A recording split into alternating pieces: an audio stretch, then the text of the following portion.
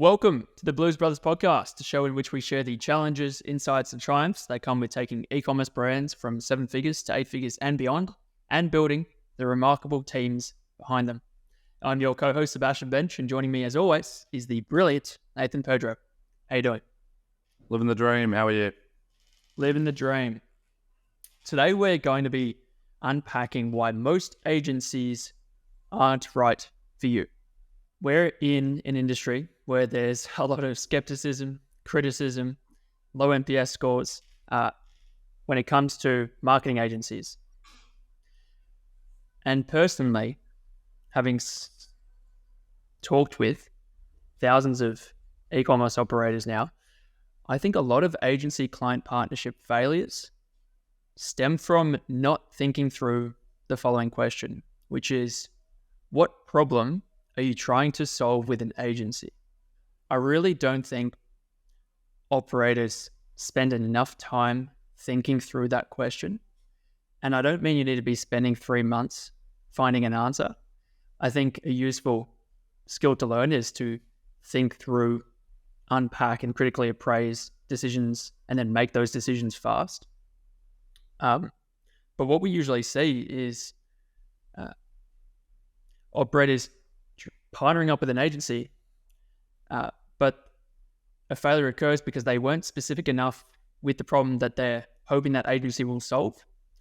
And so that they're focusing the agency's attention in the wrong direction, or the operator is focusing their attention in the wrong direction. And so that they're looking at the wrong problem. And so what I would suggest is working backwards and reflecting on what are the biggest constraints on your growth. Do you have any thoughts around where to begin when it comes to putting your finger on the pulse of what are the biggest constraints in your business as an e-commerce brand? Yeah, there's a few different components, and I think it also generally stems from the founder's skill set as well. But growth of an e-com brand really comes down to new customer acquisition and repeat purchase rates. And so acquiring customers profitably and then doing so through getting those customers back to site and to buy again. And so generally speaking, the constraint on most e-com businesses' growth is going to be one of those two factors in the early stages. Usually the former before the latter. Now, there's a lot of agencies that service different purposes outside of that than do have secondary play-on effects. For example, a web dev agency, which you might want on an ongoing retainer of $500 a month, is going to help with new customer acquisition, as they're going to make sure that your website functions over time and that it's improving over time.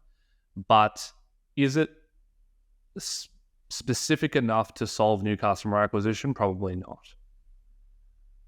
And then also when you start to look at the different agencies available for solving new customer acquisition, I think that's where you need to get even more specific in terms of your business.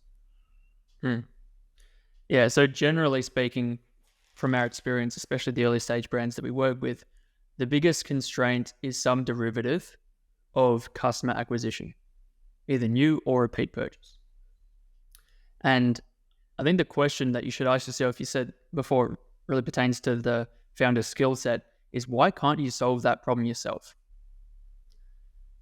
I think sometimes it's due to a lack of experience and possibly a lack of fear of failure, that they won't be able to run the marketing effectively to generate customers.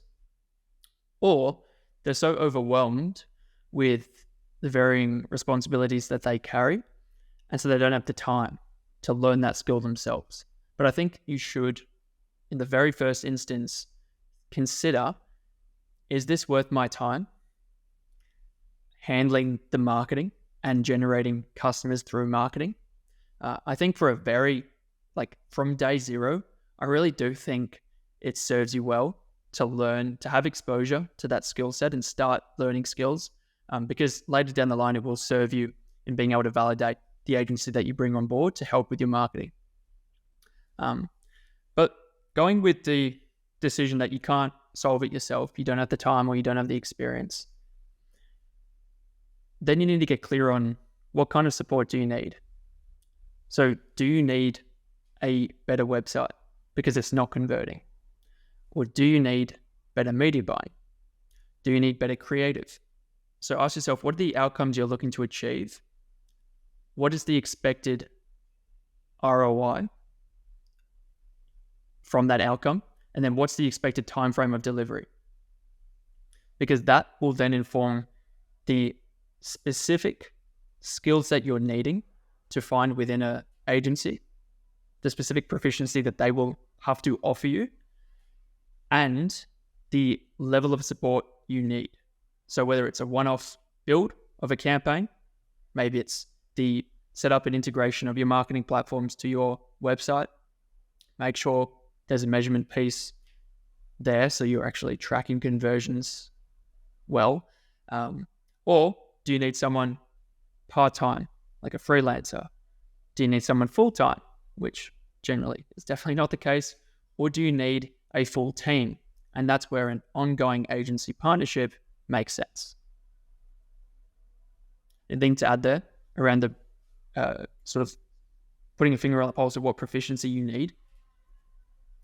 No, I think you pretty much covered it. So now that you have clarity on what capability you're needing to find with an agency, you should then ask yourself, what's the supplier relationship you want? Unfortunately, the reality is most operators within the e-com sphere are either worn down because of past agency experiences or highly skeptical because of the nature of the industry, because of friends that have e-commerce brands that have also shared poor experiences or just what they've read online. And to tell the truth, I encourage the skepticism. I really do think you should have a degree of skepticism and a degree of hesitancy throughout your conversations when meeting with agencies. But I do think that you shouldn't neglect the importance of considering the type of relationship you're after. Get very clear on that and be very upfront and direct during your agency conversations about what that looks like. So are you looking for a very collaborative, long-term partner to support you and build this thing together? Or are you really just looking for a supplier to get the job done so that you can then take over, maybe build an in-house team and take it from there? And I think you should be clear about that relationship. Create a degree of friction during your conversations, during the exploratory with an agency, so that they know that you may not be the right fit for them based on your expectations out of a relationship, and vice versa. So it's out of respect for them, but most importantly, it's out of respect for the efficacy of that partnership long term. Anything to add there in terms of validating or exploring culture fit with an agency? I think it's important for you to know exactly who you're going to be working with within the agency prior to signing. I think a big downfall of particularly bigger agencies is that you are interacting with a highly charismatic sales guy.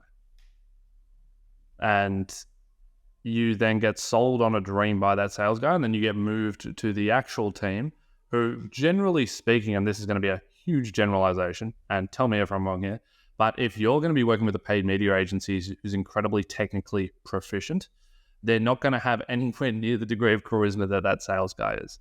And so you're going to get pushed to the people on the tools, the people that know what they're doing, people that are going to be driving your business forward and increasing your customer acquisition.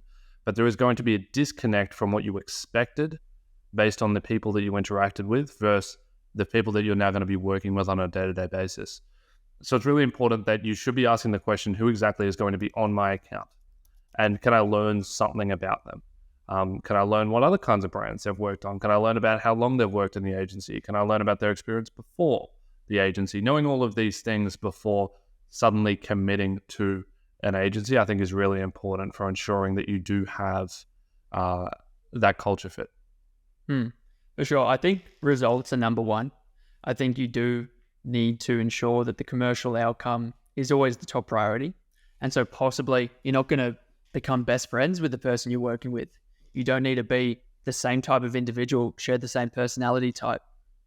But I do think it's important for you to make sure that the agency, maybe it's the salesperson, is giving consideration to who they would envision you are going to be working with. And then possibly even, it might even be useful to tell that agency, this is how I would describe myself as a boss. This is how I prefer to communicate with my staff, or this is how this is the type of reporting that I find most useful, so that they can know prior to coming on board, if everything else is a green flag, prior to coming on board, is there someone in that team that aligns well with the type of boss, the type of manager that person will be reporting to? And I think, honestly, it's a really good sign if that salesperson or whoever from that agency is actually asking you for that information, or if you were to give it to them, for them to actually take the time to write that down and pass that along to their internal team before any final decisions are made in terms of the staffing for that account. Because it shows that they genuinely care about the relationship, which will ultimately, ideally transcend the partnership. So if it is a 3-month project that you're looking for an agency to deliver on, you really want the agency to set that up as best they can for success. And you can really support that by giving them the information, by setting the expectation, and ensuring the agency has clarity on who is going to be coming into their portfolio. Because it might be the case that you're not a good fit, and that's okay, because there are plenty of service providers out there who will be able to achieve, or you would hope are able to achieve, the commercial outcome you're after, and they might be a better fit for you. So get very clear on that, and do spend the time to have that conversation with the agency. Although it is tough, and I do understand that you might be worn down because of previous conversations, don't neglect that conversation. I've got a question for you, which is, how do you vet an agency? How do you make sure that, let's say you know that new customer acquisition is your problem, that's going to be solved through a paid media-based agency, as your main acquisition channel is paid media. How should you approach vetting that agency to make sure that you're choosing the right one? Yeah, this could be an hour conversation in itself, but I think the most important thing is understanding the technical proficiency of the agency. So if it is a new customer acquisition problem, center your conversation, center your questions around validating their experience generating new customers for brands. Ideally, brands within your industry vertical. Ideally, brands of a similar scale. But you do need to test the technical proficiency of the people doing the work. Again, not just the founder, who might be brilliant themselves, but the people that are going to be in the accounts every single day, supporting you and driving the accounts forward. The best way to do that is through an account evaluation. Problem is, most ad agency audits are very high level. They're usually very polished and sales-esque, and they don't do a great job at revealing the true proficiency of their team. Now, we obviously do evaluations, and I've certainly got a few recommendations for founders and maybe even just asking the agency around their audit process. But do you have any advice on that front, in terms of if you're about to receive an audit, what would you expect, or where would you direct that agency's focus to validate their technical proficiency against new customer acquisition? Would be number one, asking for the why behind the recommendations that are being provided. A really bad audit is an audit that simply gives you health scores. Hey, your search campaign's a 6 out of 10, your keyword targeting 7 out of 10, this is a 3 out of 10. So there's a lot of opportunity. A good audit will point out exactly what's lacking to produce those health scores. Well, your keyword targeting should be more broad. Well, your campaign structure should be more segmented. And then a great audit is going to give you the why behind those recommendations, because anyone can say anything. What's important is, why are you saying that? And what is the mental models? What is the proof? What is the case studies show that means that you should actually make that change in the account? So number one, I would be asking for that. I would say, every recommendation that you're about to give me in this audit, tell me why I should actually go ahead and apply the audit. The second thing that I would be asking is, can you give me an actual actionable roadmap that I could go and execute internally if I didn't choose to move forward? So can you not just say, hey, you shouldn't use Performance Max, here's why, but can you tell me, hey, you shouldn't use Performance Max, here's why, and here's exactly what we would recommend doing over the course of the next 30 days to transition the account. And so that technically I could go and take that and I could apply it myself. Because if an agency is willing to do that, number one, it unveils their technical proficiency in just being able to demonstrate a roadmap with actionable whys behind everything. But in addition to that, it also shows that they have and I might be wrong on the exact word that I'm going to use here, but they're genuine in a way. They have your best interest in heart rather than simply trying to get into a bidding war for your business. Yeah, I think what it is it because it means that you might take that audit and run with it yourself. And for them, they're investing the time to give you that roadmap. By doing so, it tells you they don't need you.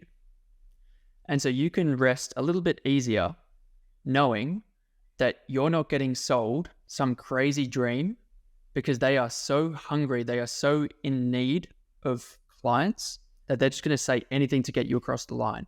They will give you the roadmap, they'll give you the blueprint for you to run with it yourself, because even after 30 days, you might see some improvements based on that roadmap, but there was a reason you went out to market for an agency. You do need support. And you're probably going to feel pretty good about going back to that agency for a natural partnership to form if they gave away the blueprint with no expectations around a fit or around any sort of contract. I will just go back to what you said about anyone can just poke holes in an account. I think what will take you from giving or getting a great audit to an exceptional audit is context. I would personally find it a bit of a red flag if an agency was to offer me an audit with zero preliminary questions asked. Because a lot of agencies have different strategies that perform effectively for that individual account. Not all accounts are the same. And so I would spend the time making sure that agency asks you and knows the context around your priorities commercially, understands to a degree any decisions behind or any decision that inform the current structure of your campaigns and what you're currently optimizing towards prior to actually giving access or allowing them to perform the audit, because there's a lot of context missing. And it's very easy, especially if they're a great marketer, to poke holes in an account and tell you that you're doing terribly when it may not be the case. Absolutely. Another question I've got here for you is, as a D2C ecom brand, how many agencies do you need? Again, ask yourself, what problem are you solving for? Again, consider, where is your highest form of leverage in the business? Can you do any sort of quick win CRO improvements on site? Can you run the media buying? Can you mock up some creatives on Canva? Or do you have a friend who can possibly do it for you? How many agencies you need? There is no one answer. It really depends on what you're looking to achieve, what your constraints currently are, and what you can do yourself. Do you have a different take? No, I agree. I agree. It's highly dependent on what bottleneck you're trying to solve and where you believe the highest degree of leverage is, and then pulling on that lever. I don't really see a need for most agencies to have, for most D2C brands to have more than, for example, 2 to 3 agencies. And if I was to get really specific as to what those agencies would look like at a certain scale, when you can afford to do so, when you have the free cash flow, it would be a paid media acquisition agency, it would be a content agency, and it would likely be a retention agency. Because those are really the 3 biggest levers when it comes to scaling D2C ecom. Now, that's not to neglect anything else as well. Everything else is important and you can probably layer it in to a degree, but they're, in my opinion, the 3 biggest levers it takes a brand from 7 to 8 figures. How about a website agency on retainer? If you need it. I don't see, to be honest, like personally, I don't see why you would need it for a Shopify store. It doesn't really make too much sense to me. I don't know what kind of maintenance you require. But if you do require maintenance, if you're constantly making tweaks, then sure. I think there's a lot of context needed there for me to be able to answer that question. Cool. Should I choose an expensive or a cheap agency? It's the last question we have here. That's a good... I'll probably start it with a quote from Carson, which is the most expensive agency is the cheapest one. Yeah. Because you end up paying for all of the poor results that they drive. With that being said, how does an agency price? So where does pricing power come from an agency perspective? And I think it's really important that ecom brands understand how agencies operate if they're going to go and start working with a bunch of them. And so honestly, I advise that you go and start to understand the agency model. I advise that you start to go and get a more granular understanding of how agencies scale, what the purpose of an agency is in itself, so that you can choose the right ones and so that you know how they're priced accordingly. With that being said, diverting from the question, pricing power from an agency comes from, number one, the amount of value that they can provide to you. It's a simple math problem. If we can make you an extra $100,000, we can probably price higher than the agency that can only make you an extra $50,000. That's number one. Number two is brand equity or reputation within the market. We might not drive 100,000, we might only drive 50. But if we have the reputation for being the best, if there's an understanding, if there's the equity for being the best, we could technically still price as if we're driving you 100,000. Now, arguably, that's then going to hurt our reputation in the long term, yes. So this has nowhere near the degree of leverage as number one does, but it's still important to know that that exists.